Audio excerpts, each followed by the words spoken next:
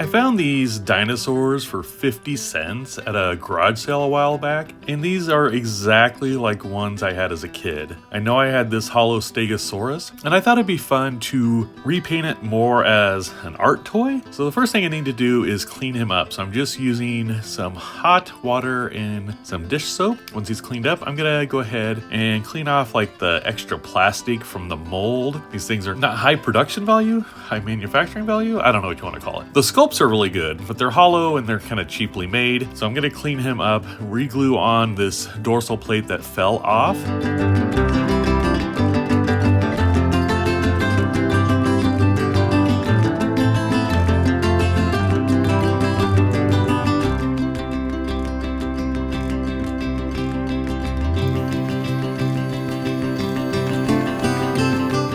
Now, I don't want him to be hollow anymore, so I'm gonna fill him with some aluminum foil, and then I'm gonna cover that with some air dry clay.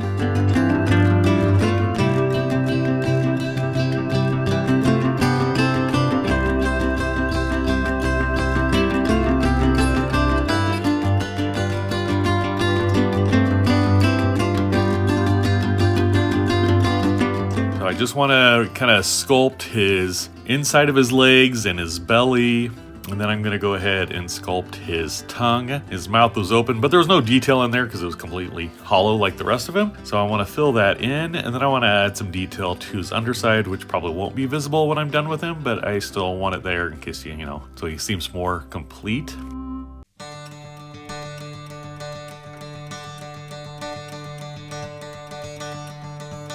Now I'm gonna let this dry overnight, actually for a few days. Now air dry clay often shrinks, that's just a property of it. So I'm gonna go in and fill these cracks in with more air dry clay. And I also have these little cows I'm gonna use for the finished version of him. So now I'm just trimming out some of the excess air dry clay, get these seam lines as even as possible. Once that's done, I'm gonna go ahead and coat him with gesso. It's a surface prep. This will help the acrylic paint adhere to the plastic toy.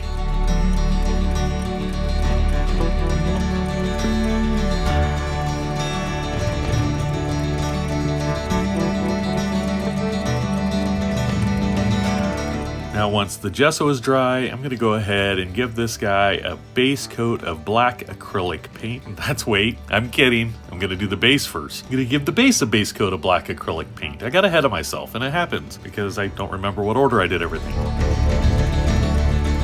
So now I'm giving the dinosaur a base coat of black acrylic paint.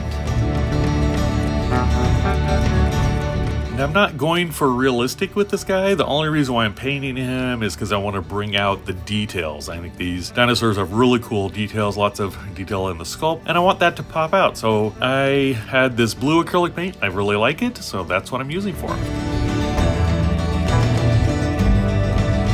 Now I'm just going to lighten it up.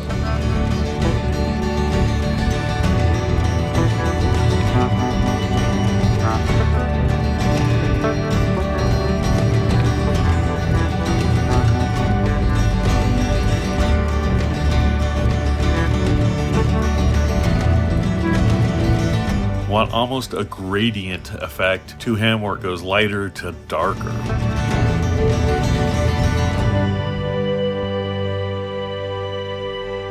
If you're enjoying this video and you like toy customizing or monster making or anything in between, I don't know what's in between those, but if you do, be sure to subscribe to my channel. I post new videos as often as I can, and be sure to leave a comment on what kind of videos you would like to see me make.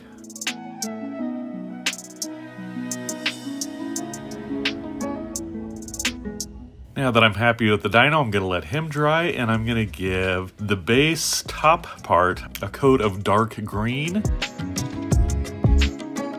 going to let that dry, and I'm going to paint the inside of the dino's mouth with some pink. Then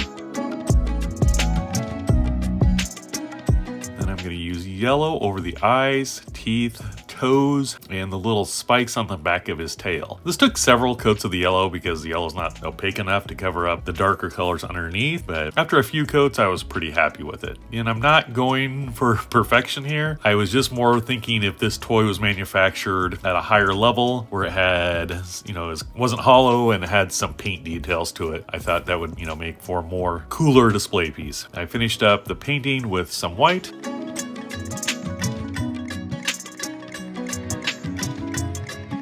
Now I'm going to go ahead and glue him onto the base.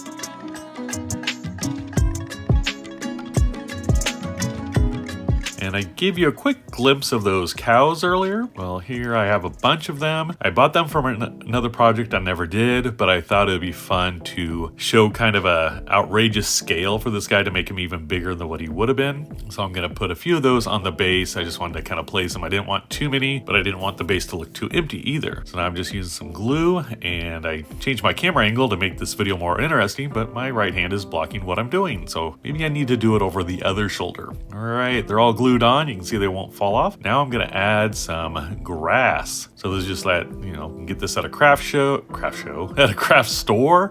It's just for like railroad model trains, you know, that kind of stuff. And you just use some clear Elmer's glue, spread it all over the base.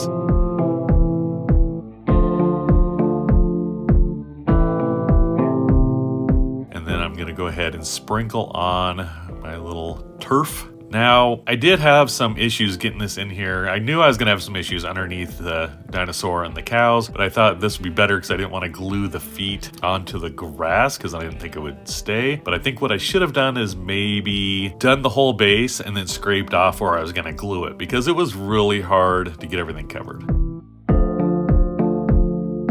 But I'm going to go ahead and let that dry overnight, and then we'll look at the finished dino.